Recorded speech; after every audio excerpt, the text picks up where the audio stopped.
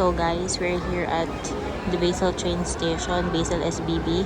So we're waiting for our train going to Paris. So kain lang kami ng lunch. Medyo 4 hours ang waiting namin. So kakain lang kami nung biniling namin bread and chocolate.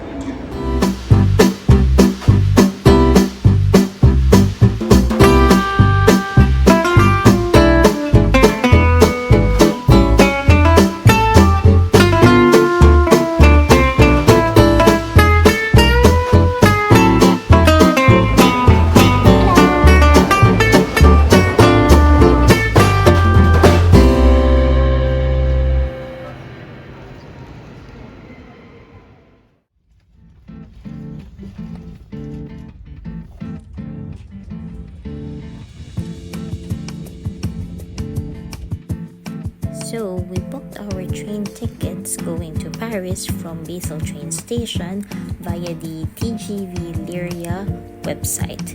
So this train, the TGV Lyria, is the train that actually goes to and from Switzerland and France. So it's the train that's connecting both of these countries. But this train, the ticketing of it is under the supervision of SNCF, which is the National Railway Company of France. Usually, if you book tickets early, you'll get them at a cheap price. But for us, since we booked our tickets or we bought our tickets 3 weeks prior to our arrival in France, we were able to get the tickets for €98 each. Book second class tickets, and you can actually see that after your booking in your copy of e-ticket.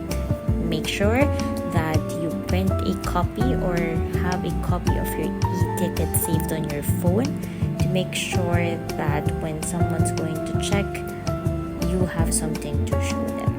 The e-ticket as well will tell you the train number, the coach number, and your seat number. Make sure to double check that upon your boarding to ensure that you are in your correct seating and you're in the correct train.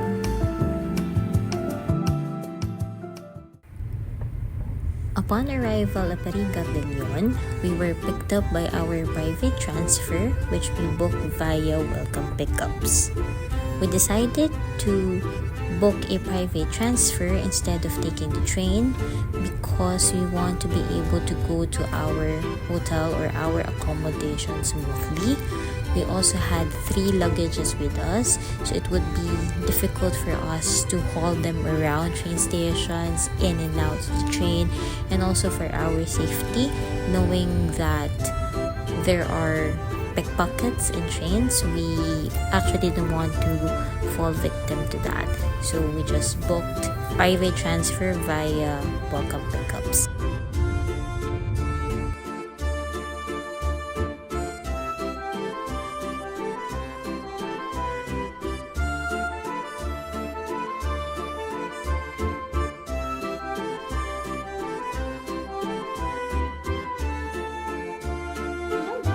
We are in Paris!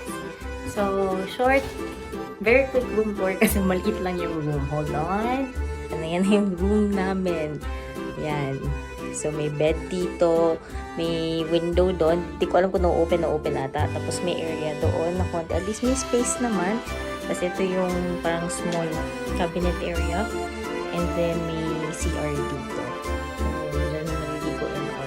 So, maliit lang din. Yung elevator actually is maliit lang din. Pero sabi nga nila sa research din, mostly talaga ng hotel sa Paris ay maliliit ang rooms. Pati ang mga elevator sa pagka mga old hotels ay maliliit.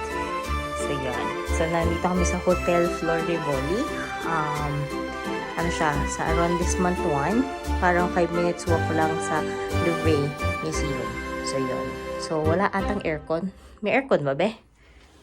May aircon ba? Parang wala, ano? Heater. So, may heater. So, baka siguro later na lang, open na lang namin yung window kung may init. Or tingnan namin baka yun yung aircon. So, yun. Update. Hi, guys! We're here actually walking, going to the Louvre. Hindi ko nga alam saan yung Louvre. So, kailangan namin siya mahanap. So, I think it's here. Tinuturo ng Google Maps is here. So, but then, look at that.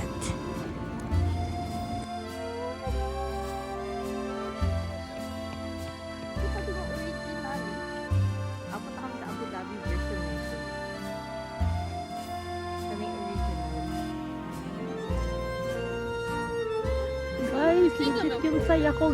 Damn, ang ganda. Oh my God.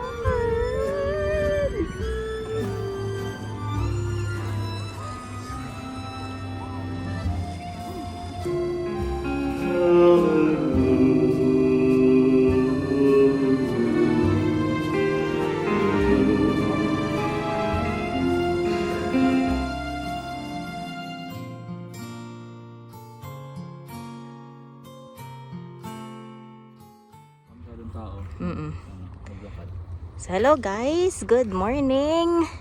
Maaga kaming nagising. Well, sabi namin maaga kasi baka mamaya dumami na yung tourists.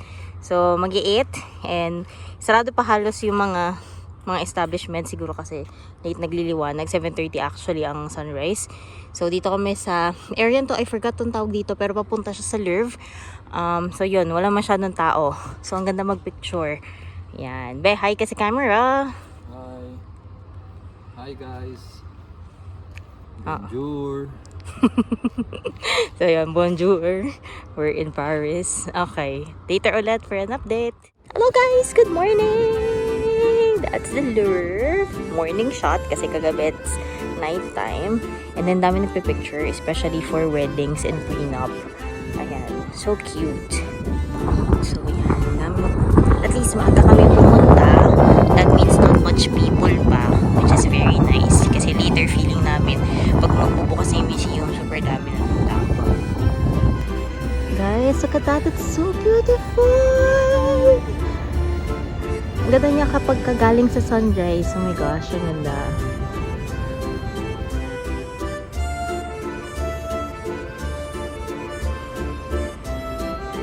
Look guys, I can't believe I'm seeing this in real life.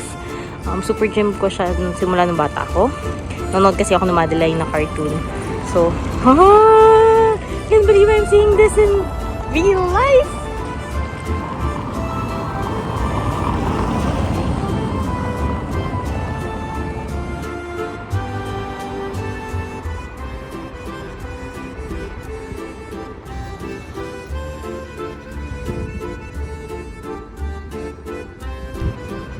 Look at that! Eiffel Tower's almost there! Malapit na kami! Say hi to the video! Hi! Hi! Say hi! Guys, this is it! It's Eiffel Tower!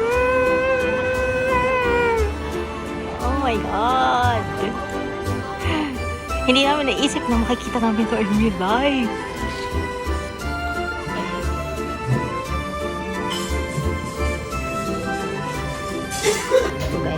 First meal, hindi actually first meal, kumain kami na boiled eggs sa accommodation, but then second meal of the day, it's hot chocolate and then Nutella crepe.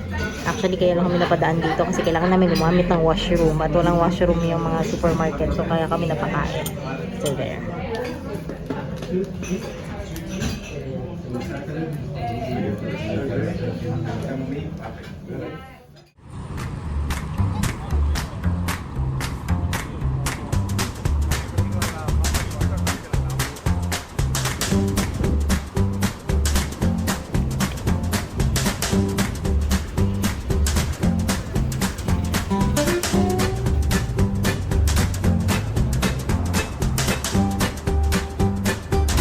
Hello! So, we're in Champs-Élysées, dun sa may Art de Triomphe. So, nakasilong kami dito sa may bus stop kasi maulan.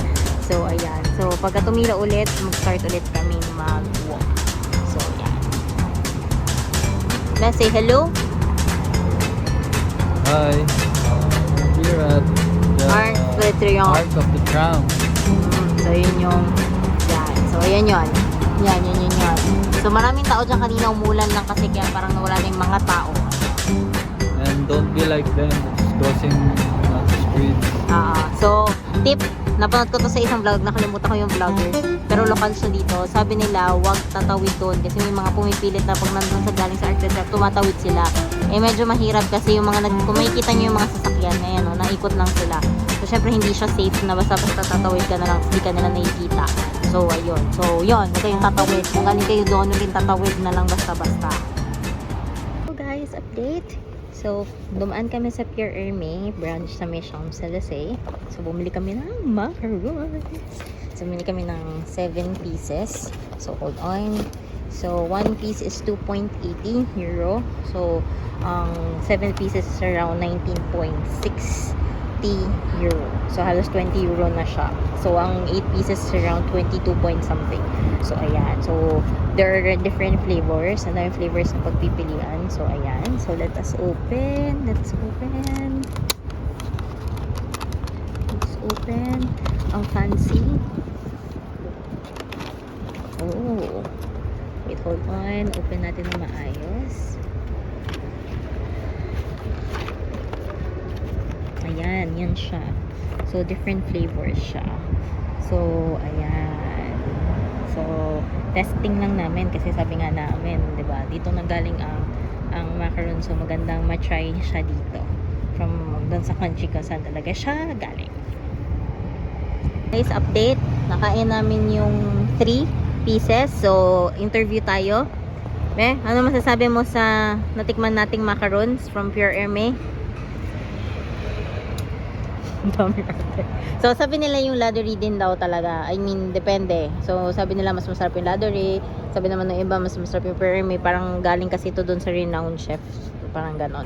So, yan. So, at least na-try namin siya and masarap talaga siya. So, ayan. So, ang fancy, kasi may kasama pa siyang paper bag. So, hindi namin inubos agad lahat, syempre. Ayan. Overload.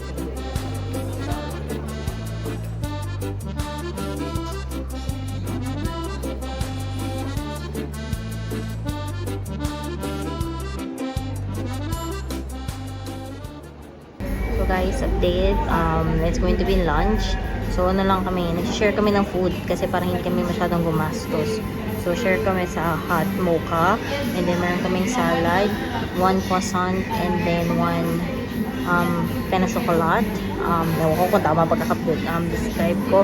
Pero all in all, nasa 17 point something euro lang siya. So at least share kami. So, try na lang namin, baka sa dinner na lang kami kumain ng something that is more than kahit papano na parang restaurant. Pero, parang hindi kami masyadong gumagastos too much. So, at least ito, share na kami niyan with everything. And then, update din pala. Nasa, kami kanina, nasa Galerie Lafayette. Sorry, hindi ko din na-videohan yung rooftop kasi maulan. Pero, bumili ako ng necklace. So, yan. So, ito na yung one namin. So, I actually bought this necklace from Sagbiju. So, it's located in Galeries Lafayette. So, the necklace is around 52 euro. So, it's around 215 dirhams. So, this is the necklace. Ayan. Ayan. So, guys, ito yung deliver ng ugaw namin. Hold on, just waiting.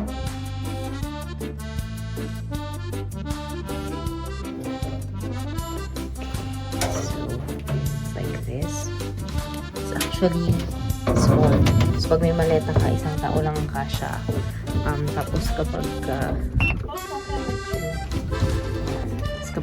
tao, dalawa lang kayong kasya.